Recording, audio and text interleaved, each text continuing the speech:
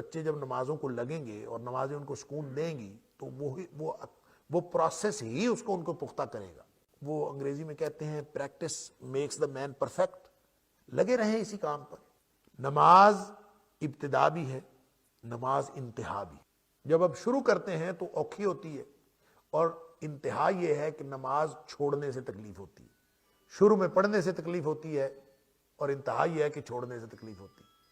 اور حقیقت بات یہ ہے کہ جن لوگوں کو نماز کا لطف آنا شروع ہو جاتا ہے ان کو جو نماز چھوڑنے سے تکلیف ہوتی ہے نا، وہ اس تکلیف سے کہیں زیادہ ہے جو شروع میں نماز پڑھنے سے تکلیف ہوتی ہے. وہ فرق اتنا ہے کہ اللہ تعالیٰ وہ نماز ہمیں عطا فرما دے جس کے بارے میں نبی پاک صلی اللہ علیہ وسلم فرماتے ہیں قرۃ عینی فی الصلاۃ، کہ میری آنکھوں کی ٹھنڈک نماز میں ہے. بچوں کو قرآن اور نماز سے قرآن پڑھاتے رہیں، خود بیٹھ کے ان سے مذاکرہ کریں اور مذاکرہ کرتے رہیں. نماز کا ترجمہ پڑھائیں بچوں کو. ترجمہ بچوں کو آتا ہونا چاہیے، اور بچوں کے ترجمے کے ساتھ ساتھ ان کو بیٹھ کے یہ سمجھائیں کہ جب آپ جو کچھ کہتے ہیں، ایک تو اس کا ترجمہ ہے، ایک اس کی معنویت ہے. اس کو معنویت بتائیں. مثلا اللہ اکبر، اس کا ایک تو ترجمہ ہے، اللہ سب سے بہت بڑا ہے، یہ ترجمہ ہے. ایک اس کی معنویت ہے، بچے کو سمجھائیں چیزوں کے ساتھ ریلیٹ کر کے کہ جب ہم اللہ اکبر کہتے ہیں تو اس کا کیا مطلب ہے. بچے کے ذہن میں کانسیپٹس کلیئر ہوں، اور یہ کانسیپٹس اگر اس کے آہستہ آہستہ کلیئر ہوتے جائیں گے تو انشاءاللہ امید ہے. اور خود بھی ہم بھی محتاج ہیں. ہم بھی اللہ اکبر کہتے ہیں، ترجمہ سمجھتے ہیں اللہ سب سے بڑا ہے، لیکن دل میں ہم نے کبھی دماغ میں کانسیپٹ پیدا کرنے کی کوشش نہیں کی، کبھی کوئی تصور پیدا کرنے کی کوشش نہیں کی.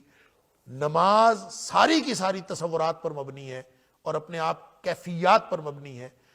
آپ الحمدللہ رب العالمین کہتے ہیں، اللہ تعالیٰ فرماتا ہے حمدنی عبدی، میرے بندے نے میری حمد بیان کی. کبھی تصور آیا کہ اللہ تعالیٰ نے مجھے کہہ دیا؟ کبھی یہ کانسیپٹ بنا کہ ہاں میری بات ہو گئی اللہ سے، میں نے کہا الحمدللہ رب العالمین، آگے اللہ تعالیٰ نے کہہ دیا حمدنی عبدی. اگر ابھی اللہ نے نہیں کہا تو میں آگے الرحمن الرحیم نہیں کہوں گا جب تک اللہ مجھے نہیں کہے گا حمدنی عبدی. کبھی یہ کیفیت پیدا ہوئی؟ نبی پاک صلی اللہ علیہ وسلم نے جب یہ فرمایا ہے تو کس لیے فرمایا، کیسے، کیوں بتایا ہے کہ اللہ تعالیٰ فرماتا ہے حمدنی عبدی؟ کان میں آواز آئے گی؟ یعنی ہم نے سننا ہے، اس کو سماعتیں کرنی ہے؟